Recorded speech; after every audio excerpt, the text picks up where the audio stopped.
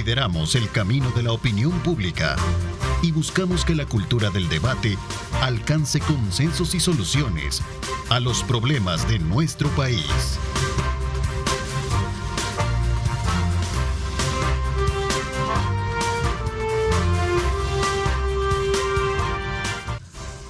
¿Qué tal? Muy buenos días, El Salvador. Gracias por estar con nosotros y continuar con nuestra programación. Saludos muy cordiales a Luis Ernesto Mendoza, a Luis Samayoa por mantenernos bien informados a esta hora de la mañana.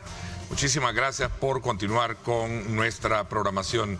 Tal y como lo expresaron ellos ya al cierre de la edición de noticias, sin duda alguna vamos de inmediato a dar paso a hacer un análisis casi de cierre desde la perspectiva de dos instituciones que juegan un rol muy importante en el quehacer de la actividad económica de nuestro país. Me refiero a Danilo Pérez, director ejecutivo del Centro para la Defensa del Consumidor, a quien le doy la más cordial bienvenida. Gracias por acompañarnos. Muchísimas gracias, Ernesto, por invitarnos a esta entrevista. Un cordial saludo a Alfonso y por supuesto a las amigas, los amigos televidentes que esta mañana nos sintonizan. Bueno, saludo cordialmente también al doctor Alfonso Goitia. Él es economista y miembro del Colegio de Profesionales en Ciencias Económicas, Colproce. Bienvenido, gracias por acompañarnos. Okay, muchas gracias, muy amable por la invitación. Pues, y expresidente del colegio también, ¿verdad? Exacto. Muchísimas gracias por acompañarnos. Tiempo de no vernos, don Alfonso, bienvenido. Sí, un gusto. Gracias. Bueno, lo cierto es que en el tema económico viene siendo un punto de mucho, digamos, pensamiento, sobre todo cuando el país ha logrado de alguna manera contener uno de los principales flagelos que venía golpeando, que era el tema de la seguridad. Desde la perspectiva de ustedes, ¿cuál es la evaluación de la situación económica en términos de cierre de este año? Comienzo con usted, doctor Goitia. Bueno, mira, nosotros tenemos la percepción, mejor dicho, el análisis que la realidad económica del país es bastante crítica. O sea, no es que estamos en el mejor escenario del mundo, ya que la economía va a crecer solamente, según las estimaciones de CEPAL, 2.1%, por abajo de todas las economías de Centroamérica. O sea, Costa Rica, Guatemala van a crecer más del 3%. ¿Y nosotros nos quedamos? Nos quedamos en 2.1. 2.1. Igual Honduras también va a crecer más de 3%. Y Nicaragua aún va a crecer alrededor del 2%. Nosotros estamos en 2.1%. Eso en términos de crecimiento. Obviamente hay una caída también de la dinámica exportadora y importadora de este país, que refleja precisamente la depresión de la actividad económica. O sea, las exportaciones han caído más de 3%, resultado ciertamente de la demanda externa que se ha debilitado, especialmente en el mercado norteamericano, que es nuestro principal socio comercial. Se ha debilitado y por lo tanto eso ha provocado una caída de más de 3% en las exportaciones. Pero aún eso significa también que faltan políticas públicas que no han empujado la dinámica exportadora hacia otros destinos o a otros mercados. O sea, hay que analizar que también hay una poca visión estratégica del gobierno en torno a desarrollar políticas que muevan estas situaciones críticas que se presentan. Las importaciones, que son claves en términos especialmente bienes de capital y bienes intermedios, han caído más del 4%, y eso significa que obviamente la actividad económica se está deprimiendo. O sea, eso implica que puede tener efectos sobre los niveles de empleo, sobre las capacidades de contratación de trabajadores, y por lo tanto... O sea, estamos importando menos. Estamos importando menos. Entonces, no hay una capacidad interna, o sea, de las empresas, para empujar más el desarrollo de la actividad productiva. Entonces, en esa perspectiva, es importante, como te digo, que la política gubernamental debería estar orientada a ver cómo empujar más esto. Pero no se ve eso, sino al contrario, ahí está reduciéndose. Por otro lado, en la dinámica fiscal, ¿ya? Tenemos un problema. O sea, la ejecución presupuestaria a la fecha, más o menos al mes pasado, a noviembre, era de alrededor del 60%. O sea, quiere decir que no ha habido una capacidad de ejecución del presupuesto que establecieron el año pasado este gobierno. Y si vas por rubros, ni salud, ni educación, ni vivienda, que son áreas prioritarias en términos sociales, no han ejecutado más del 60% de su presupuesto. Eso es tremendamente delicado, como que aquí el problema de la salud no requiere recursos, como que el problema de educación no requiere recursos. Sabemos que la educación está sumamente deteriorada, no solo en infraestructura, que prometieron pero no hicieron. Las escuelas están terriblemente abandonadas y todo el diseño de educación está tremendamente afectado. Lo mismo en salud. Acaban de renunciar, según informaciones, más de 16 profesionales de la salud del Instituto del Seguro Social. ¿Cómo es eso? ¿Cómo es que el seguro, en vez de atraer a los médicos y colocarlos en el apoyo a la población, más bien se están retirando? ¿Qué es lo que pasa ahí? Entonces, tal parece que el gobierno no ve esas problemáticas. Pero lo más sensible, digamos, en términos de la caída del no haber utilizado los recursos del presupuesto, es el problema de la inversión pública. La inversión pública no ha llegado ni al 16% de ejecución. ¿Qué significa eso? Significa que el gobierno no ha utilizado los recursos, que son más de $1.000 millones, para activar la economía. Porque el sector público tiene que ser el motor principal para desarrollar la actividad productiva en este país y, por lo tanto, hacer crecer más. Por lo tanto, la tasa de crecimiento esa es posible que sea aún menor. ¿Ya? Ahora, no sé qué dirán los funcionarios de gobierno, pero... Sí. Por cierto, vamos a tener al presidente del BCR en la segunda parte del programa, contextualizando este día miércoles de económico, ¿no? Tal, para análisis económico. Exacto. Entonces, un poco en este resumen ya vamos a hablar, porque claro. Entiendo que aquí solo veo la parte negativa. Hay aspectos positivos, me imagino que también, que algún momento mencionar. Lo podemos hacer más adelante. A ver, desde tu perspectiva en el tema de precios, mercado, ¿cómo cierra el año que está por concluir, Daniel? Bueno, yo creo que tenemos un cierre de año que viene confirmando lo que ha venido sucediendo en el pasado, lo voy a decir.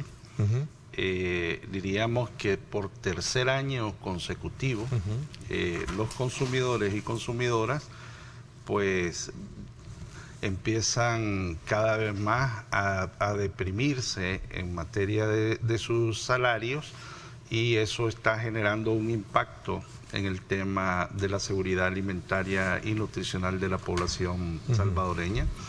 El impacto es fuerte, Ernesto, porque si nosotros vemos el último precio estable de la canasta básica alimentaria, que fue en enero del año 2021, en promedio, en los promedios que nosotros hemos analizado, comparado con respecto a octubre del 2023, estamos encontrando que los consumidores y consumidoras, en términos inflacionarios, de una inflación interanual acumulada, lo voy a llamar, que se ha venido sumando, para el caso de la canasta básica urbana, nos estamos encontrando un incremento del 27% en los precios, en los 22 productos de la canasta básica alimentaria, y del 23% en el caso de la urbana, 27 en la rural, 23 en la urbana. ¿Qué significa esto en términos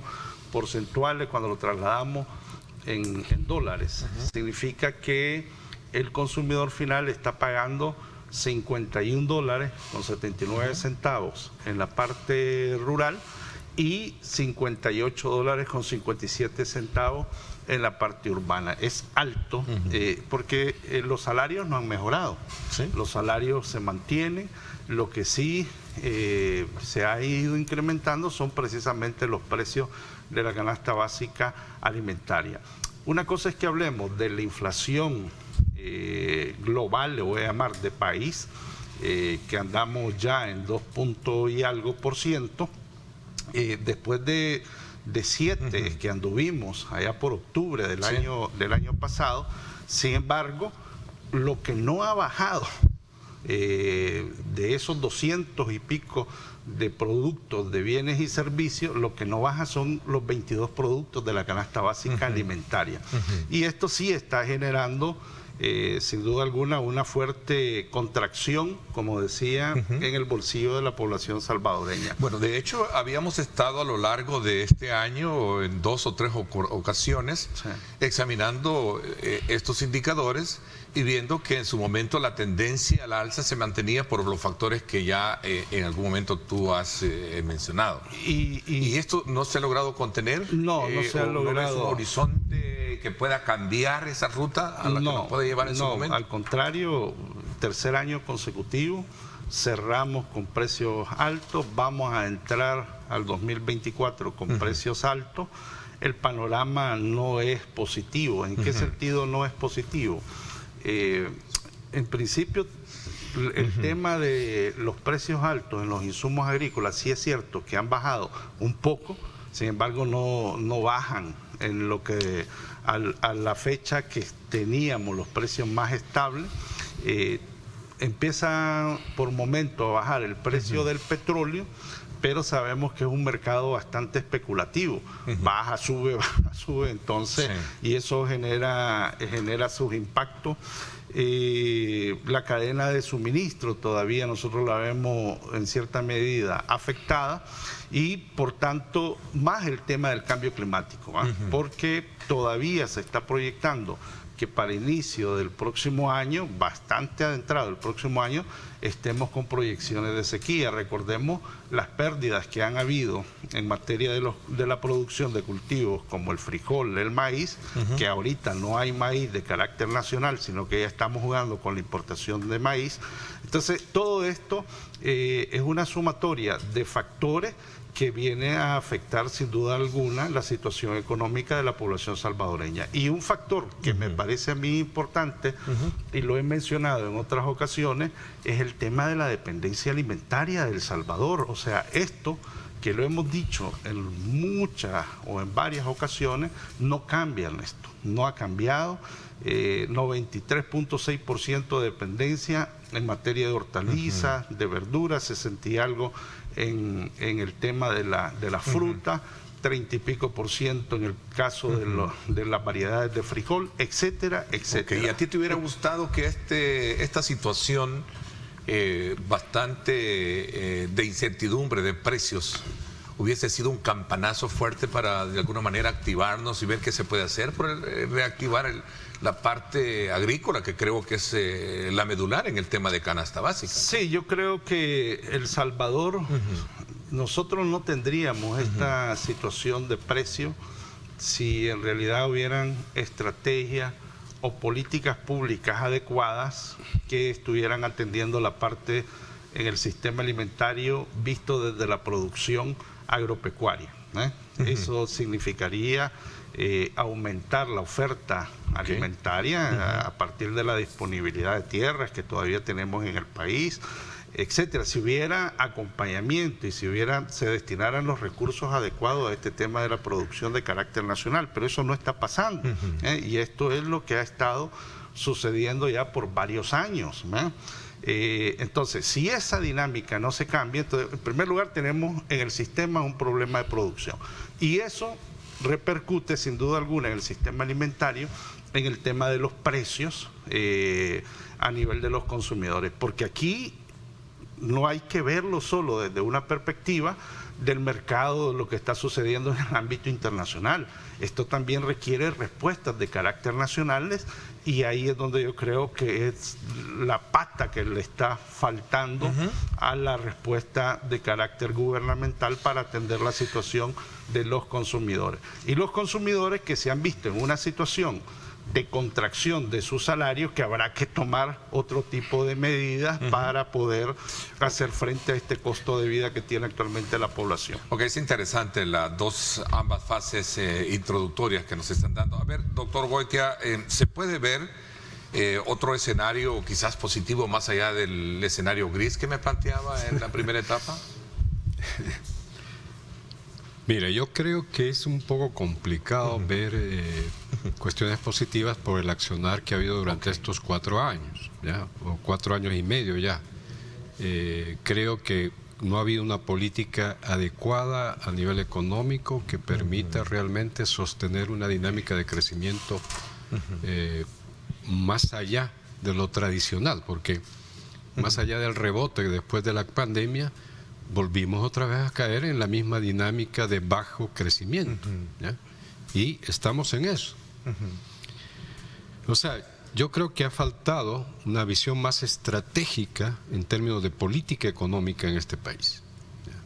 O sea, como te digo, ni el presupuesto nacional, que puede ser un eje clave para el crecimiento, se utiliza. Tú sabes muy bien que el gobierno, o sea, el sector público, es el consumidor más importante de este país y es el que puede activar las empresas. Claro, sí. Pero si tú debilitas tu capacidad de compra en el marco del sector público o despilfarras el dinero, como se ha hecho durante todo este tiempo, o sea, gastar en bitcoins, nadie sabe qué ha pasado con los bitcoins. Tal vez lo único positivo es que este gobierno puso la primera piedra del Hospital Rosales, pero solo la primera, la segunda todavía no la vemos. O sea, es un poco complicado esto, ¿ya? Y todo este tipo de infraestructura logística, ¿dónde cala o cómo cala en este análisis? La apertura, la construcción de pasos a desnivel para mejorar el flujo de la economía, digamos desde el punto de vista de la comunicación vial. ¿Sí? Y otros proyectos que también obviamente han sido muy, digamos, denotativos, que podríamos considerarlo. ¿Cómo cala en este análisis? Cabe resaltar que también la Comisión Económica para América Latina traza un crecimiento económico para este año similar al de ustedes, 2.1%, ¿no? Coinciden ambos, ¿no? Sí, sí. Precisamente, mira, no hay duda que las inversiones en infraestructura son importantísimas. Y el gobierno tiene proyecciones de inversión en infraestructura gigantescas. Un aeropuerto, el tren del Pacífico, tiene, bueno, todas estas vías que se han desarrollado y que se están desarrollando, pero ineficientemente. Tú tenés, por ejemplo, esa infraestructura en el redondel Integración. Año y medio más o menos está esa infraestructura que no la han podido terminar y es un cuello de botella en el marco del transporte. ¿Cómo es? ¿Cómo es posible que, teniendo los recursos, no logran terminar una infraestructura que es clave para la movilidad y para la dinámica de la logística del transporte en el país? Sí, entiendo que esa obra que creo que estaría en 2 semanas concluida, según escuché una versión oficial. Esto se da en el marco también de la culminación de la obra en el sector de Ateo, que también ha sido construido. Pero, digamos, lo estoy citando por el tema de que hay también otros elementos de juicio que podrían entrar en ese análisis a partir de un estudio que responsablemente me imagino que se tiene desde la perspectiva no solo de usted como economista, sino que también del Colegio de Economía de nuestro país, ¿no? Sí. Mira, sí, ojalá que termine en esa obra.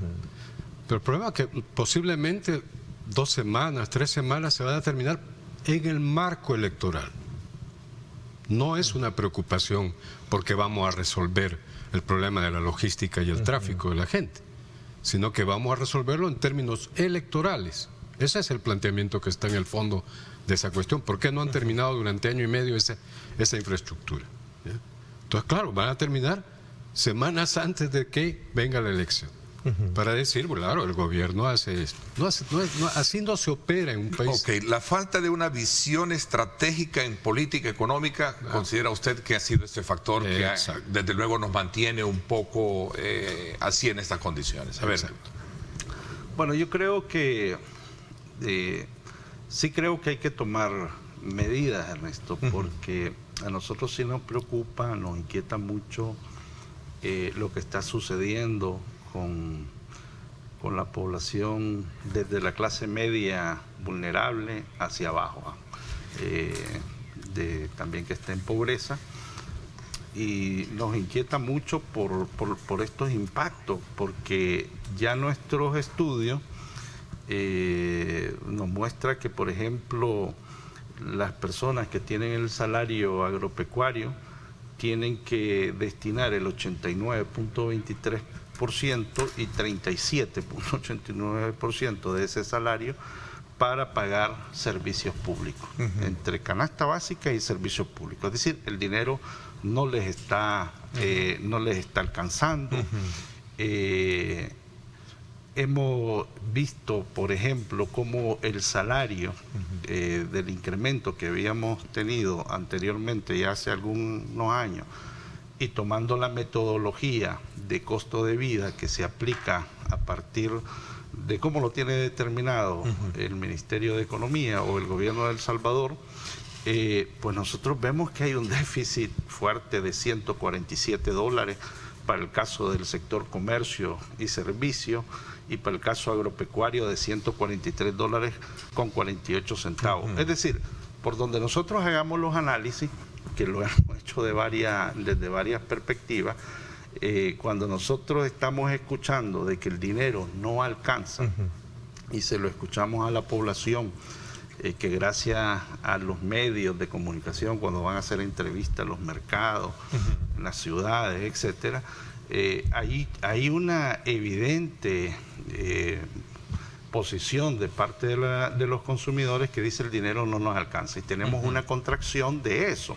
Las encuestas nacionales nos están mostrando que 75.3% de los salvadoreños han reducido su consumo de carne, 40.3% de pollo, 32.2% en huevo, 23.5% en queso.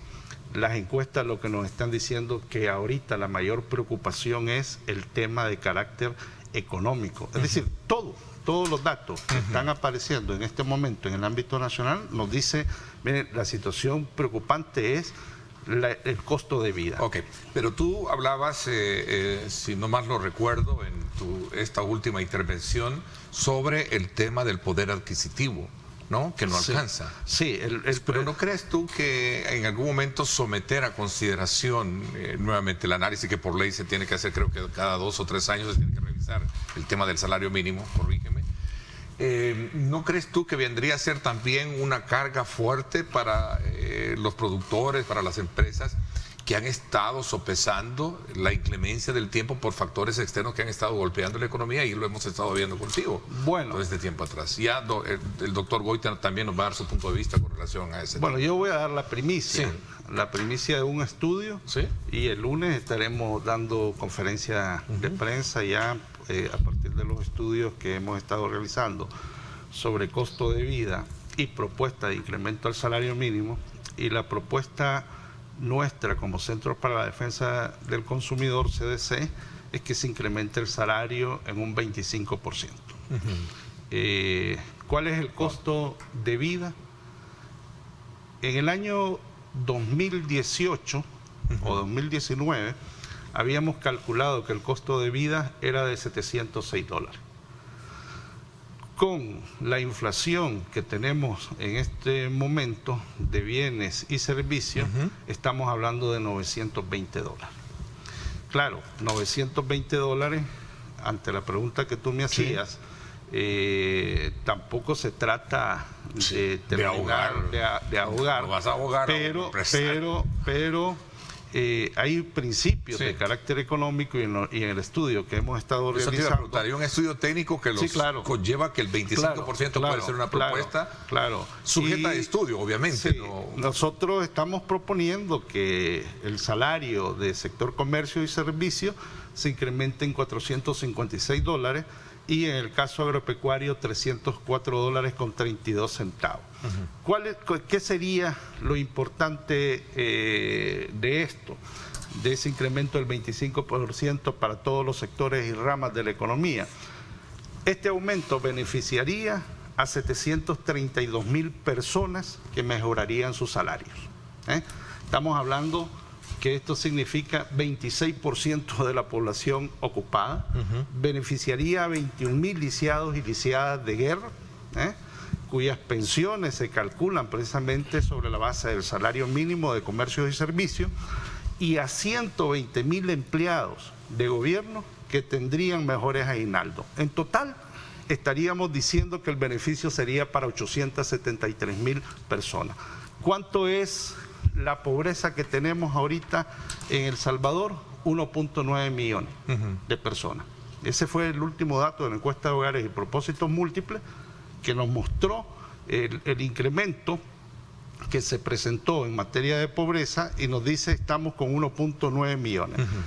El impacto, imagínense ustedes, de esos 873.000 beneficiados con el incremento sería bastante positivo. Y me hacían la pregunta, y con esto termino, ¿esto afectaría las empresas? No las afectaría. ¿Por qué? Porque nuestros estudios lo que nos muestran, por ejemplo, que los costos de pago de salario son en realidad porcentajes mínimos en la industria y en ciertos sectores de la vida nacional.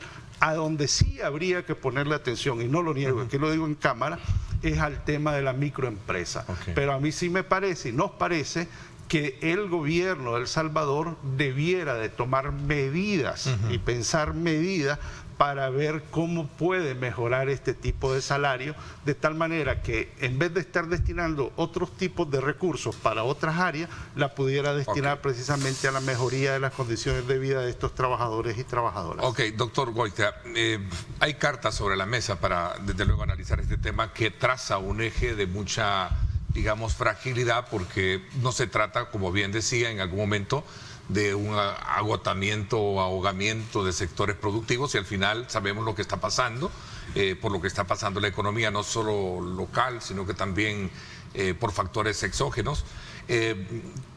¿Cuál es su lectura para el cierre de este tema? Porque quiero conocer las expectativas de ustedes con relación al clima electoral y qué es lo que esperan de los candidatos presidenciales. Vamos a ver.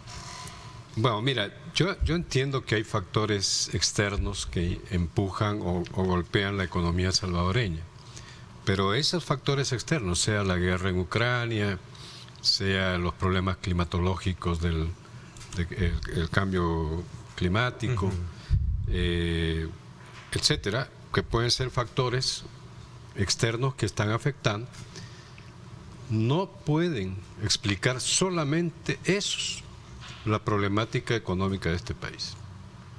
Entonces, la problemática económica también se explica por factores internos. ¿Ya? O sea, quiere decir que aquí no se ha hecho lo suficiente. No hay duda que hay inversiones privadas importantes. Pues recientemente ustedes han visto aquí por el Hotel Presidente un gran edificio. Sí. Hemos visto la Vijosa que acaba de hacer una inversión gigantesca en un laboratorio. Eso está muy bien, pero eso no es suficiente. Necesitamos mucho más inversión en el país, precisamente porque tenemos que generar empleo. El problema del desempleo en este país es grave, y eso no se ha resuelto durante estos 4 años y medio. No se ha resuelto. No hemos podido dar capacidad de absorción en el mercado laboral a una gran cantidad de jóvenes que salen año por año de las universidades o de los colegios. Ya, o sea, no está claro esa preocupación dentro de la política pública. ¿Cuál es su expectativa con relación a este clima electoral? ¿Qué se puede esperar de los candidatos presidenciales también bajo ese enfoque? Vamos a hacer una ruta de análisis después de esta pausa comercial. ¿Les parece? 7 en punto. Gracias por estar con nosotros.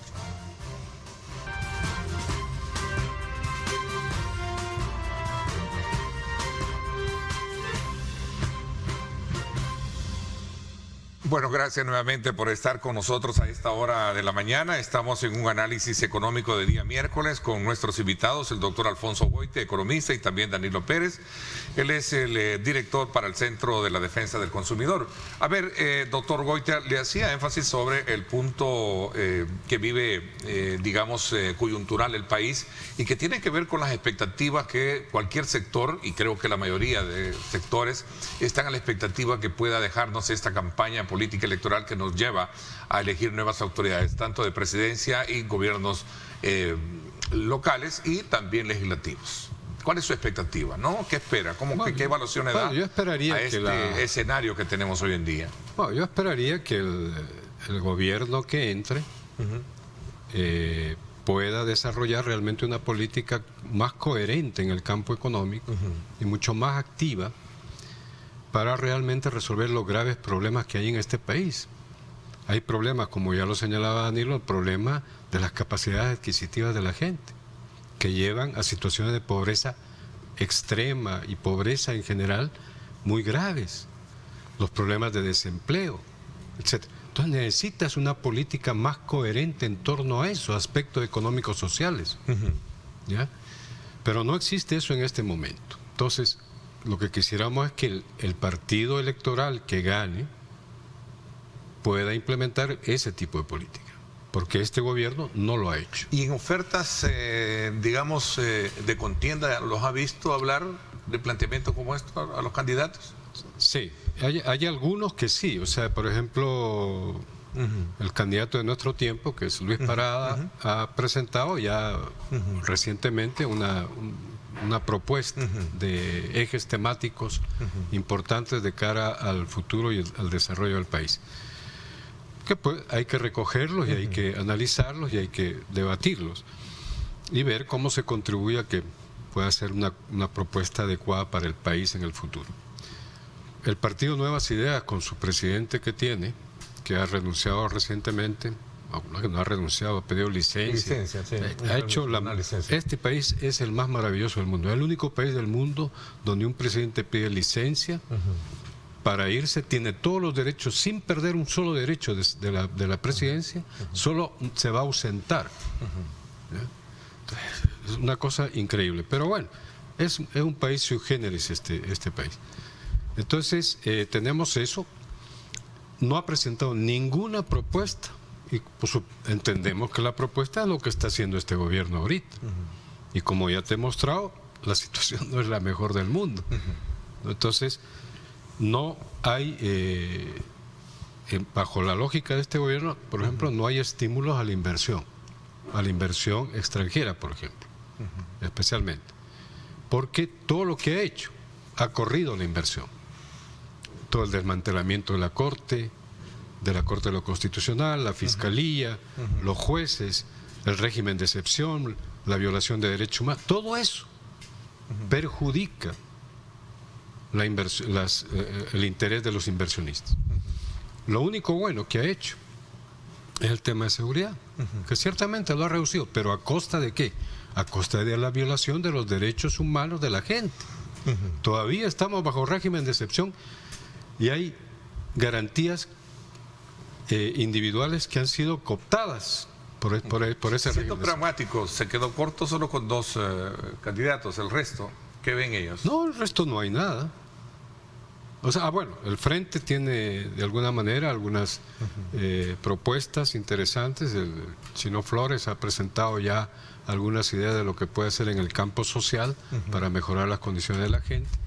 Pero creo que todavía no han trabajado algo coherente. Entonces, es bien difícil poder decir. Pero lo importante es que hay que plantearse que el gobierno que llegue tiene un gran reto a futuro, porque tenemos estas limitaciones que se presentan ahorita. En Arena igual, no ve mucho. En Arena no vemos nada. Digo, con el candidato. No vemos mucho. Va corriendo un poco en el tiempo, porque se nos está yendo, las expectativas, miren, Pero este es un elemento importante de análisis para recogerlo dentro digamos, no solo del contexto de lo que vivimos como salvadoreños, sino también de los estudios mismos que ustedes presentan, ¿no? No, la expectativa, miren, es decir, ¿por qué tenemos pobreza en el país? La pobreza precisamente tiene que ver con las oportunidades que tienen nuestros trabajadores, nuestra población.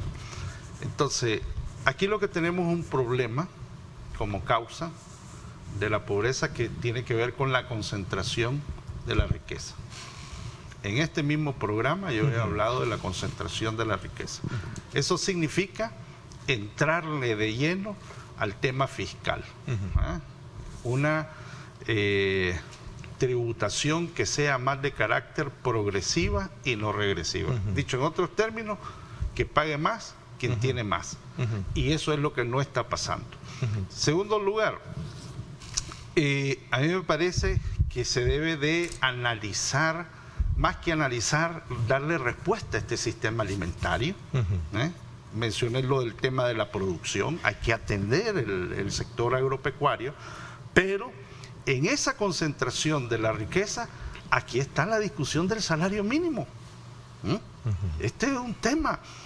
Yo todavía no veo medidas de carácter sociales y económicas que mejoren o que le posibiliten a la clase trabajadora, a los consumidores y a consumidoras, poder adquirir esos alimentos, esos 22 alimentos, porque tienen que pagar los servicios públicos. Hemos mencionado en varias ocasiones el problema que hay con los cobros ilegales de ANDA, el impacto que eso genera en el bolsillo de la población salvadoreña. Qué bueno que no se dio el incremento a la tarifa de energía eléctrica, eso lo aplaudimos. Nosotros como CDC colocamos que no se debía de dar un incremento a la tarifa de energía eléctrica, eso está magnífico porque la matriz energética había cambiado. El anuncio del gobierno fue muy positivo. En ese caso yo lo veo positivo. Pero más que estos asuntos de carácter puntual, a mí sí me parece que hay que analizar y tomar las acciones adecuadas con respecto a ese poder adquisitivo que no lo estamos viendo que esté beneficiando a la población. Al contrario, estamos viendo que un grupo de personas sí están concentrando la riqueza con respecto a la mayoría de la población que ha estado en pobreza y sigue en pobreza. Tengo una pregunta ahí que nos traslada a nuestro público televidente. Vamos a darle lectura, vamos a ponerlo en pantalla. Dice: buen día, Ernesto, pregunta clave, dice. Se habla de un estudio para aumento del 25% del salario mínimo. ¿Ya pensaron cómo contrarrestar para que todos los productos de la canasta básica no suban? Es que ese es el otro gran problema. A la hora de hacer un anuncio, eso sube todo. Esto ha sido lo de siempre, ya no digamos con un 25%, ¿hasta cuánto subiría todo? Ese es el mismo argumento que dieron algunos sectores cuando se presentó el incremento al salario mínimo anterior, que fue del 20%, el mismo argumento. Y los estudios posteriores a ese incremento demostraron que no generó inflación. Los factores inflacionarios que se han presentado y que he mencionado se deben a factores de carácter externo, como todas y todos ya lo conocemos, pero también a factores de carácter endógeno, interno, que no han sido atendidos. Entonces, pero también reconoces tú, automáticamente estarías reconociendo que se hizo una muy buena fiscalización para que los precios por parte de la Defensoría del Consumidor. Y la Defensoría del Consumidor tendría que tener ese papel a la hora de ver este tema del incremento. Lo que sí quiero decir es que la experiencia nos demostró por estudio que no se dio un incremento inflacionario por el aumento al salario en relación al anterior. Ok, vamos a ver, en términos de resumen, porque ya el tiempo se nos fue, a manera de ir concluyendo esta parte importante que tiene que ver precisamente con los factores o los indicadores que pueden ser, digamos, motivo de solución a partir de propuestas que puedan generarse en el contexto de lo que estamos hablando ahorita, una campaña electoral. Bueno, aquí lo que ya ha señalado Danilo, la prioridad tiene que ser atender a la gente, a las familias que han visto deteriorarse su capacidad adquisitiva durante los últimos años seriamente. Entonces habrá que ver cuáles son las políticas y las medidas a asumir para reducir ese costo de vida que tiene. El Colegio de Economistas, del cual usted es miembro y fue presidente, ¿apoyaría entonces también esta medida de un incremento, de una propuesta? Creo que sí. O sea, nosotros... Debe de someterse es consultivo, ¿no? Hay un consejo con otros sectores. Claro, pero yo creo que el colegio mismo, en sus principios filosóficos y todo, está obviamente en función de los intereses de la población. Tengo una pregunta acá que me dice: ¿por qué todo lo ve gris el Colegio de Economistas? Lo ven como Colegio de Economistas, aunque aquí está a manera de economista individual, ¿no? ¿Por qué todo lo ve gris y no lo ve cosas positivas? Bueno, mira, yo no veo, no es que todo sea gris. Puede haber cosas algo bonitas, tal vez con el Miss Universo vimos cosas bonitas, pero nada más. O sea, la parte económica de este país, la situación económica de este país es grave. Y ellos saben, el gobierno sabe, la situación fiscal es seria. No hay acceso a créditos internacionales. El Fondo Monetario no le va a prestar.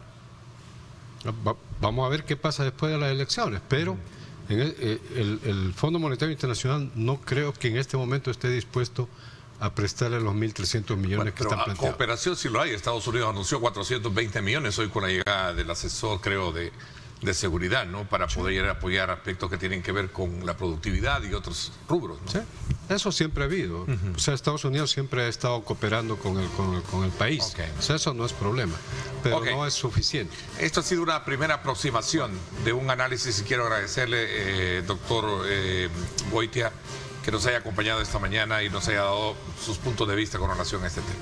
Okay. Gracias también a ti, Danilo. Muchísimas gracias, Ernesto, y un cordial saludo a los consumidores que están al otro lado de la pantalla. Ok, nos quedamos a la espera. El lunes presentas esta propuesta de manera El lunes vamos oficial, ¿no? la vamos a presentar públicamente y la vamos a articular con varios sectores. Este es el regalo de Navidad que diste a Diálogo, ¿no? Es decir, anunciar esta propuesta. Sí. Bueno, hay que someterla a estudios, sin duda alguna, hasta el Consejo de Salario Mínimo.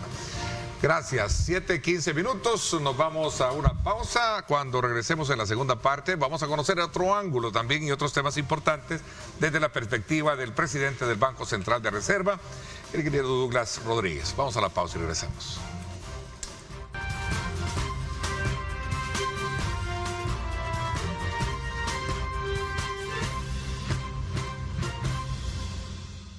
Bueno, gracias nuevamente por estar con nosotros. Gracias a Luis Ernesto Mendoza por esa importante información. Antes de presentar y saludar a nuestro invitado en la segunda parte, quiero recordarles a ustedes que ahorrar tiempo y dinero es importante y solo lo tiene en Farmavalue.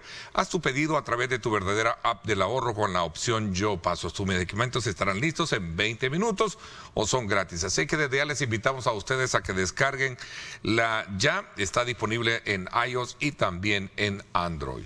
Así es que ahí estarán los medicamentos listos utilizando esa verdadera app del ahorro. Los precios bajos los 365 días del año en medicamentos solo en Farmavalue. Bueno, saludo cordialmente esta mañana al presidente del Banco Central de Reserva, licenciado Douglas Rodríguez. Bienvenido, gracias por acompañarnos. Gracias, Ernesto. Buenos días y buenos días al pueblo salvadoreño que nos sintoniza. Es un gusto estar acá y compartir con ustedes noticias económicas relevantes. Bueno, hay aspectos muy importantes que ha venido desarrollando el Banco Central de Reserva, la culminación también de la actualización cartográfica, que creo que es importante, que vamos a hablar, pero no puedo pasar por alto ya casi al cierre del ciclo 2023 en materia económica, conocer su expectativa o, digamos, un informe evaluativo al respecto, ¿no? Qué buena pregunta y gracias, Ernesto. Hemos hecho las evaluaciones, hemos tenido los indicadores más recientes económicos con la información disponible a la fecha y hemos actualizado nuestra proyección de crecimiento económico para este año. Como Banco Central de Reserva, nos complace anunciarle al pueblo salvadoreño que, de acuerdo a la proyección y a las estimaciones hechas por el Banco Central, que es la institución que tiene más información económica que cualquier otra empresa, que cualquier otra institución de El Salvador, el crecimiento de este país se espera que sea de 2.7%. Habíamos aclarado antes que iba a ser del 2 al 3 y después dijimos que iba a ser un 2.6. Ahora confirmamos que la nueva proyección económica para el crecimiento de El Salvador para este año es de 2.7%. Siempre los pilares fundamentales, la seguridad, que ha sido el factor determinante en este año para que las empresas sigan invirtiendo, para que las actividades económicas se realicen de una forma normal, sin tener que pagar extorsiones, porque las extorsiones eran un flagelo estructural que marcaba la tendencia en todas las actividades económicas y en todos los tipos de empresas por tamaño, micro, pequeño, mediano, grande, todas pagaban extorsiones y todas las actividades económicas pagaban extorsiones. La seguridad y el turismo. El turismo que en el país ha sido... estamos hablando de que el país ha tenido un repunte y la estrategia de nuestro presidente Nayib Bukele de colocar a El Salvador como un destino turístico seguro ha funcionado. Hemos tenido un aumento en los turistas, incluso las proyecciones del Ministerio de Turismo se van a quedar cortas. Ahora con el Miss Universo, que tuvimos una afluencia bastante fuerte, fueron 65,000 visitantes internacionales los que visitaron el país, producto de ese evento mundial que genera mucha expectativa. Los turistas han crecido 34.9%. Tenemos 2.6 y casi 2.7 millones de turistas recibidos en lo que va de enero a octubre. Falta el dato de noviembre, que es cuando se celebró el Miss Universo, que ya se contabilizaron 65,000 visitantes más. A eso también hay que sumarle el buen clima de negocios que está generando en materia económica el país. Ninguna empresa va a invertir más cuando hay una amenaza de recesión. Aquí, al contrario, en El Salvador se les dan todas las facilidades y la seguridad jurídica que necesitan las empresas para poder seguir expandiendo sus negocios y también continuando con sus actividades económicas. Algo que es importante, la inflación. Todo el mundo habla de inflación, y ese es un factor determinante que también es algo que afecta a todo el mundo. La inflación nacional, o sea, la inflación de precios y también la inflación de la canasta básica. Nosotros venimos en un proceso de desaceleración, tenemos 14 meses consecutivos de que la inflación va bajando. A octubre la inflación registrada por el Banco Central de Reserva, y que es la oficial, es de 2.7%. Una inflación que es de las más bajas en Latinoamérica, y una canasta básica también de 5.9%, que quiero destacar. La inflación en la canasta básica es de 5.9%, y quiero destacarlo, que es la segunda más baja de la región centroamericana. Eso es algo importante. Yo escuchaba aquí a los anteriores panelistas que parecía que el país estaba en recesión, que parece que el país está cayendo, y no es así. Si uno quiere... ¿Cuál es la diferencia entre esa proyección de crecimiento al cierre de 2.7 que plantean ustedes y lo plantea en este caso desde la perspectiva del economista, del doctor Alfonso Goitia, que nos visitó, fue presidente y es miembro actual de Colproce, de 2.1 como traza ese eje, que de hecho es un comparativo similar a lo que plantea CEPAL, entiendo, en proyección para el 2023? Pero el Banco Mundial estima 2.8. Y, bueno, y entonces... exactamente. Uno puede ver lo peor o puede ver lo mejor. Nosotros no nos quedamos ni con lo peor ni con lo mejor, nosotros nos quedamos con los datos. Porque el Banco Central de Reserva es una institución profesional que basa sus estudios y sus análisis en datos. Como ya lo mencioné, somos la institución que tiene la mayor cantidad de datos estadísticos y económicos en El Salvador. No basamos en suposiciones, nos basamos en datos, y son los datos los que venimos a decir.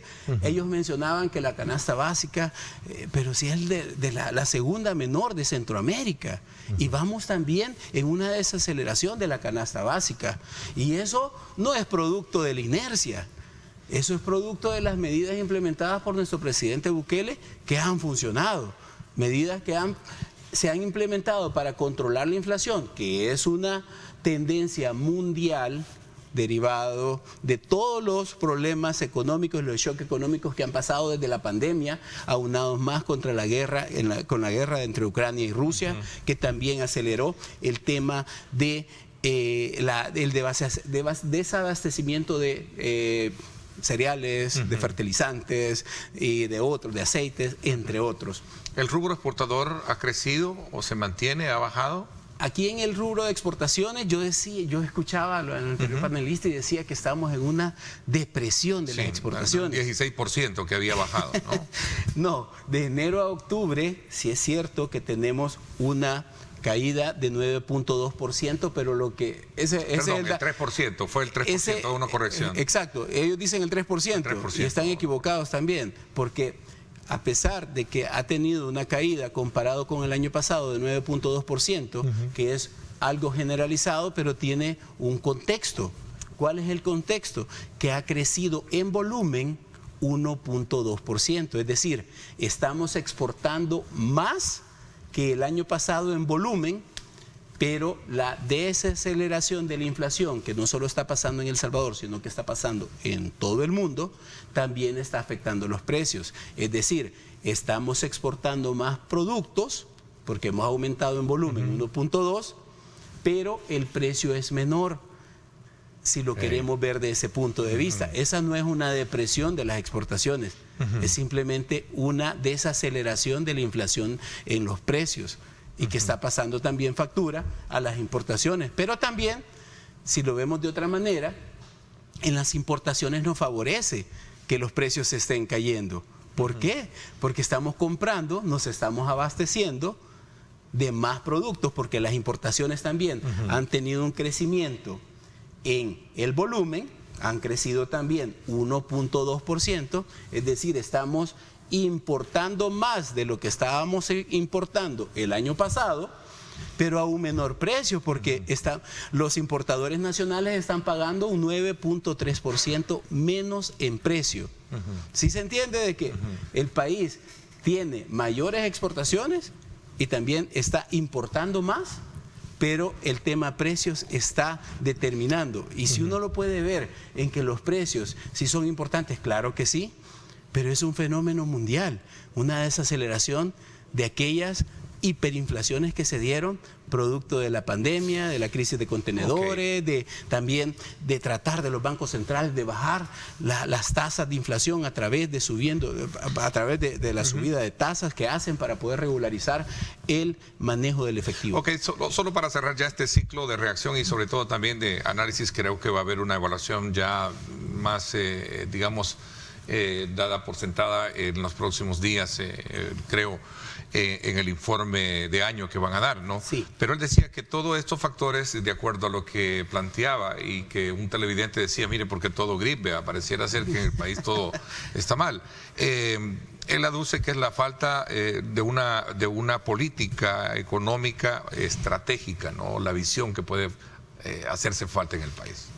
Creo que basarse en algo que no tiene datos es bastante difícil, porque nosotros no podemos reaccionar a presunciones.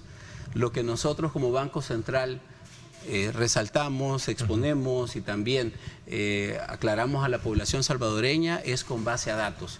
Nosotros no vamos a decir yo creo que tal cosa, no, lo vemos en datos, y si los datos nos dan la certeza para poder hacer el análisis y para poder proyectar y estimar, lo hacemos. De otra forma, no. Lamentablemente no puedo reaccionar a presunciones. No somos una institución que se dedica a eso, sino que nos dedicamos a datos. Si tenemos datos, los decimos, los analizamos y también hacemos nuestras proyecciones. Interesante. Voy a hacer una pausa. Ahora sí entramos un poquito de lleno a conocer la conclusión del proceso de actualización cartográfica, ¿no? Perfecto. Creo que es importante saber cuál es el resultado de todo ese proceso de conteo rápido de las estructuras estadísticas del país. Gracias. Hablamos de esto cuando regresemos, 7:31 minutos. Gracias por estar con nosotros.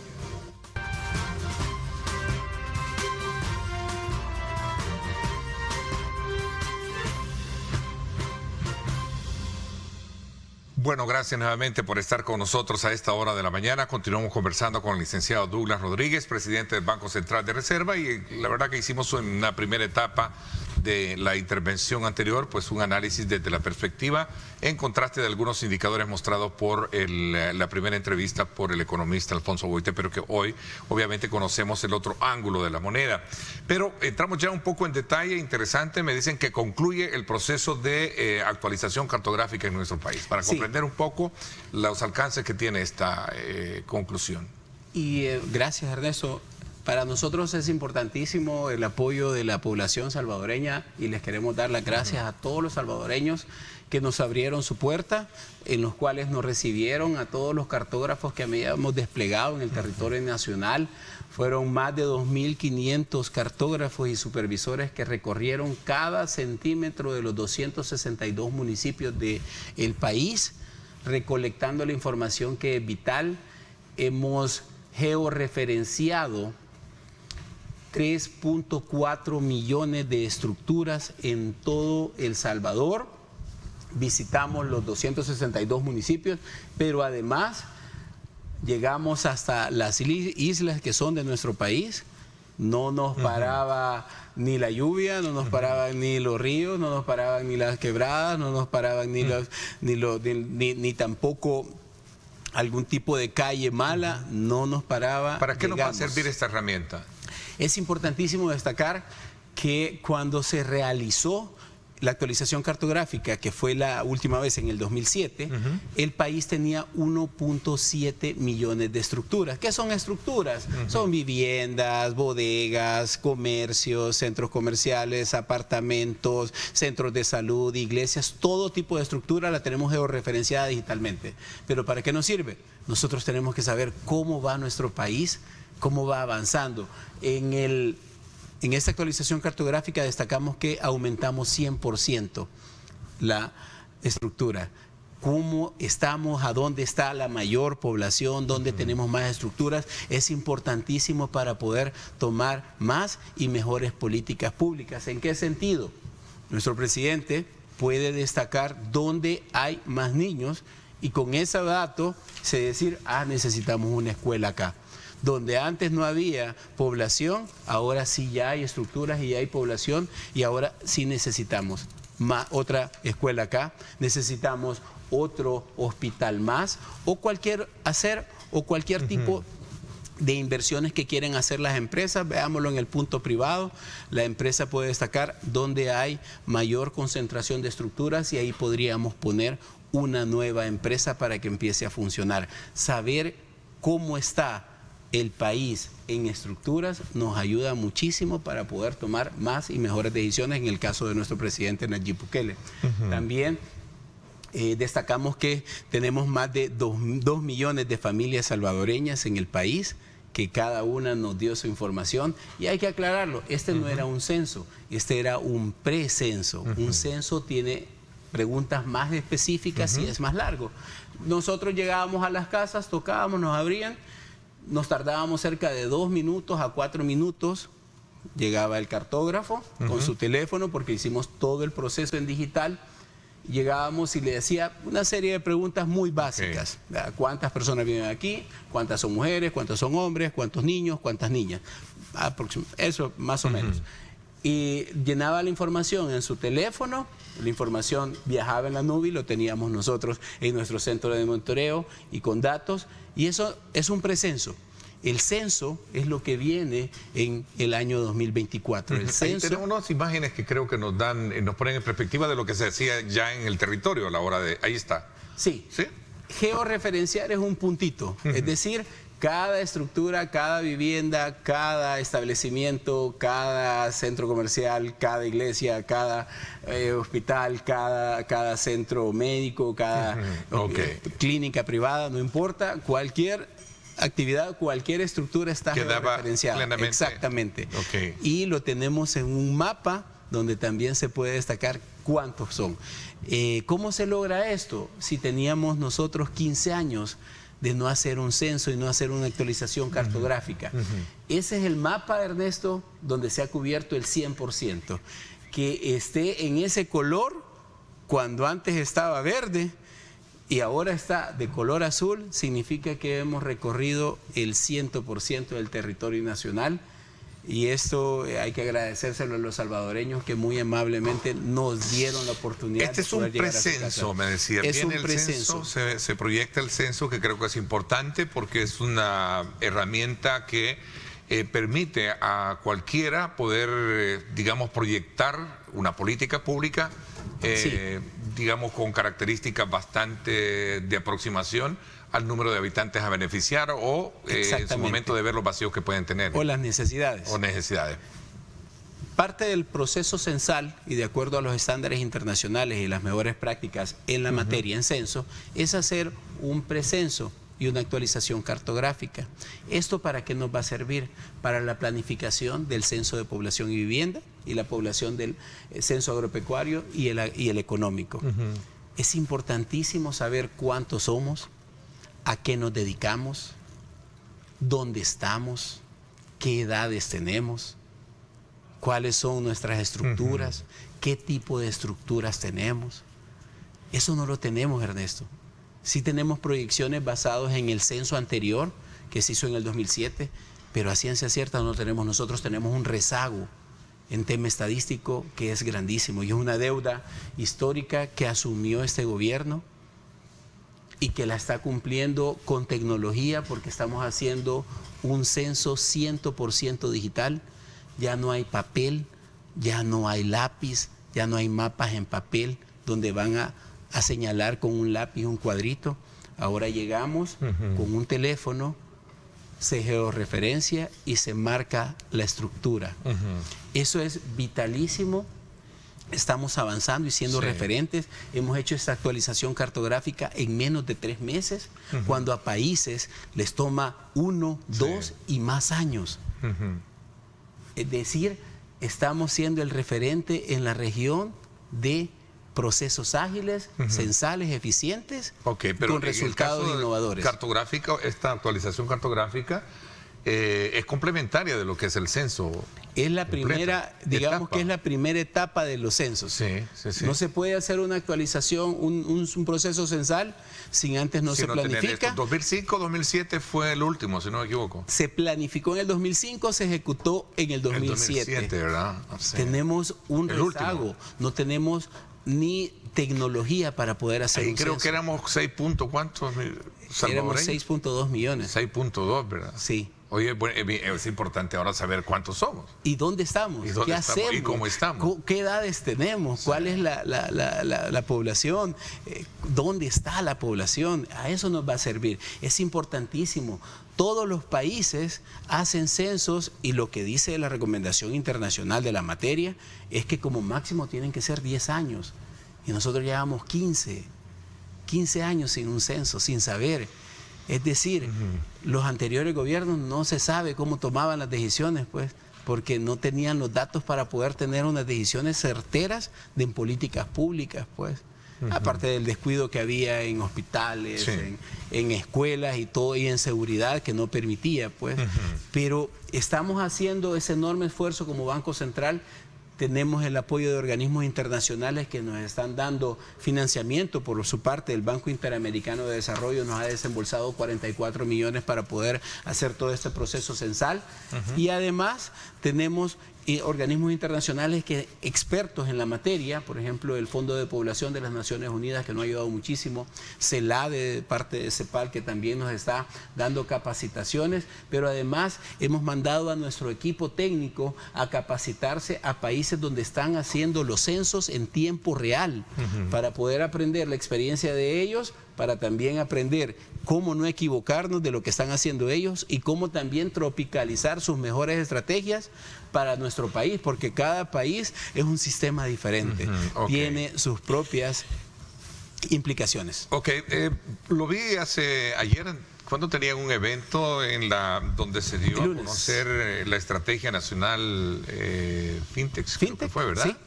Fue el día lunes. Cuéntenos un poquito sobre ello, porque me llamó mucho la atención el hecho de saber que traza un hito para el camino hacia la transformación digital del país, que creo que es solo un elemento importante de desarrollo que debe de tener toda nación. El país está avanzando en la innovación digital. Nuestro presidente Bukele es el líder en este tema.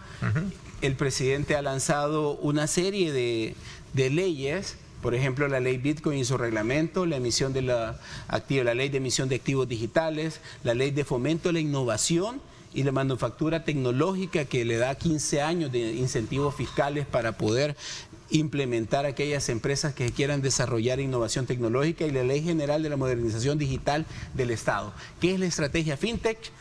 La estrategia FinTech es un enorme esfuerzo que está haciendo el Consejo Nacional de Inclusión y Educación Financiera, que se creó en el 2019 por nuestro presidente Bukele como una alternativa y una poderosa herramienta para potenciar esas empresas FinTech que operan en El Salvador, y también para atraer a aquellas empresas FinTech enormes de otros países donde han tenido éxito.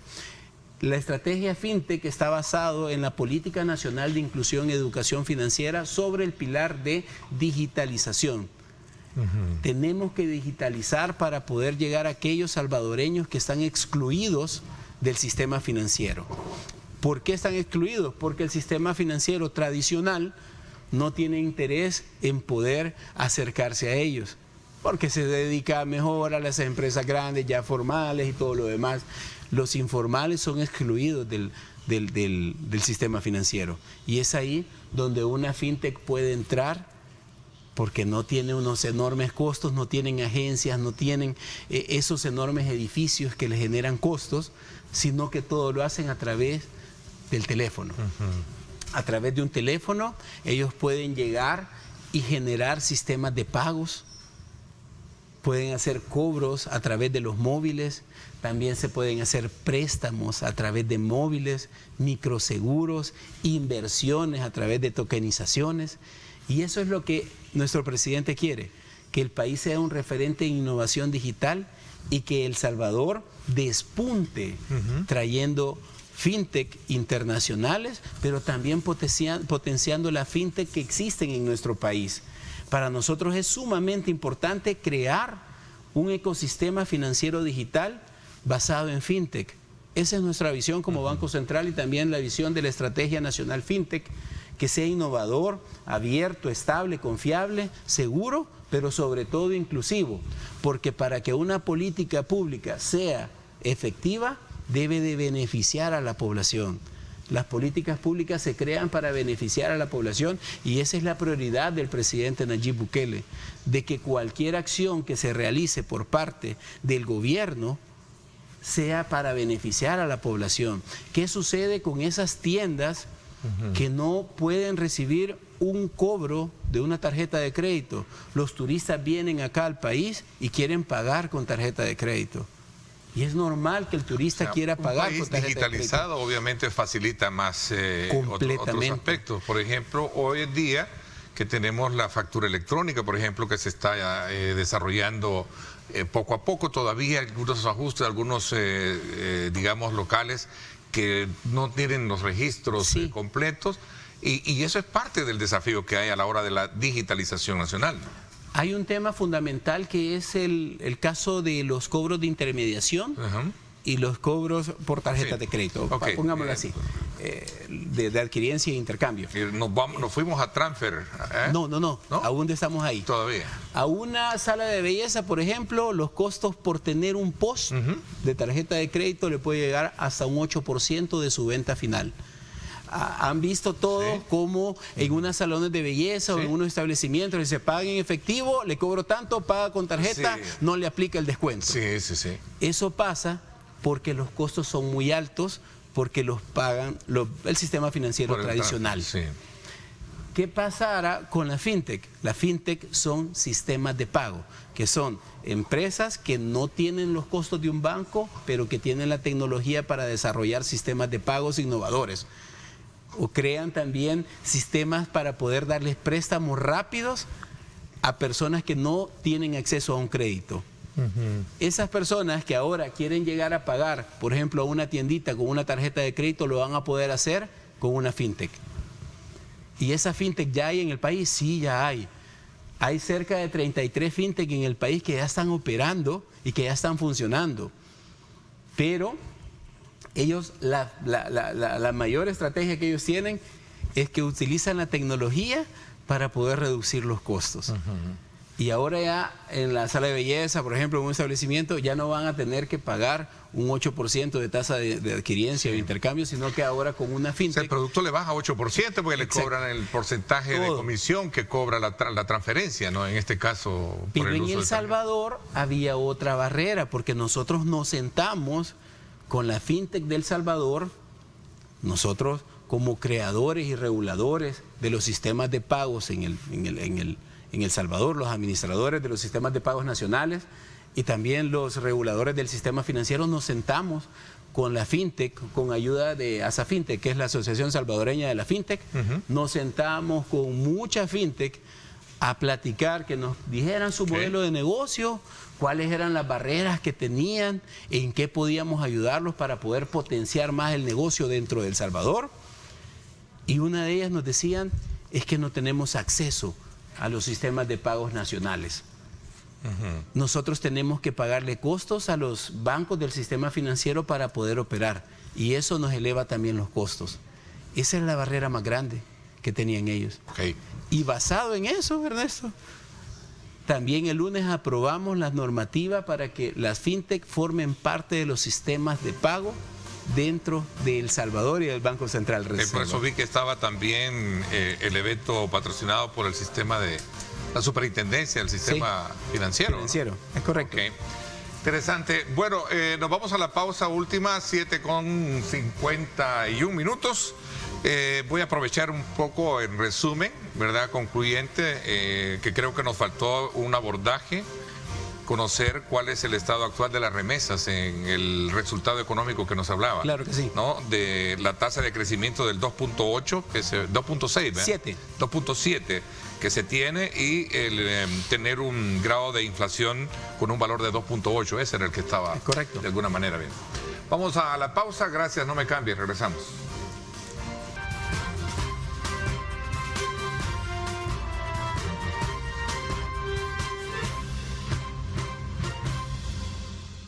Bueno, gracias nuevamente por estar con nosotros a esta hora de la mañana. Vamos a ir un poco en el análisis concluyente de esta conversación que hemos sostenido con el presidente del Banco Central de Reserva y que traza varios elementos importantes en respuesta de lo que significa el tener un país con indicadores económicos tal y como lo mencionaba él, con una tasa de crecimiento para el cierre del 2023 del 2.7 y con un grado de inflación del 2.8. Pero dentro de ese análisis de resultados también está el factor remesa, que creo que es un indicador que no puede menospreciarse en el tema precisamente de un análisis económico. Las remesas, Ernesto, dentro de El Salvador son un pilar muy importante dentro de la economía. Benefician a 3 de cada 10 familias salvadoreñas, es decir, el 30% de los hogares salvadoreños recibe una remesa. Y de enero a octubre las remesas acumulan 6.742 millones de dólares y esperamos que a final del año superen los 8.000 millones de remesas enviados. En su gran mayoría, el 96% de las remesas provienen de Estados Unidos hacia El Salvador.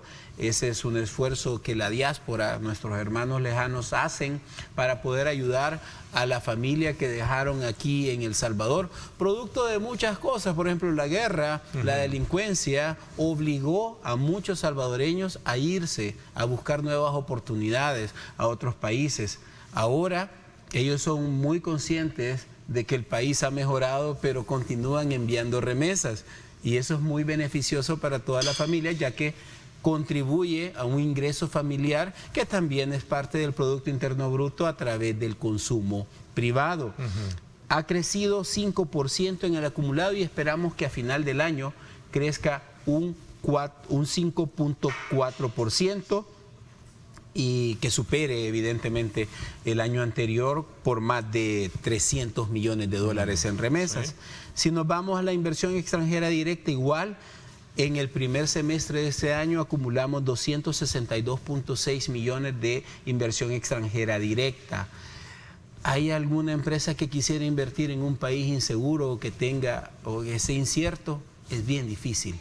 El Salvador está cambiando, El Salvador tiene un gobierno que trabaja, liderado por nuestro presidente Bukele, y que evidentemente se nos ha dado la instrucción de volcarnos completamente al servicio de la población salvadoreña y que aquellos productos que ofrezcan las entidades del gobierno sean productos de calidad y que funcionen, básicamente. Eso es lo que nos ha dicho el presidente Bukele, eso es lo que nosotros hacemos.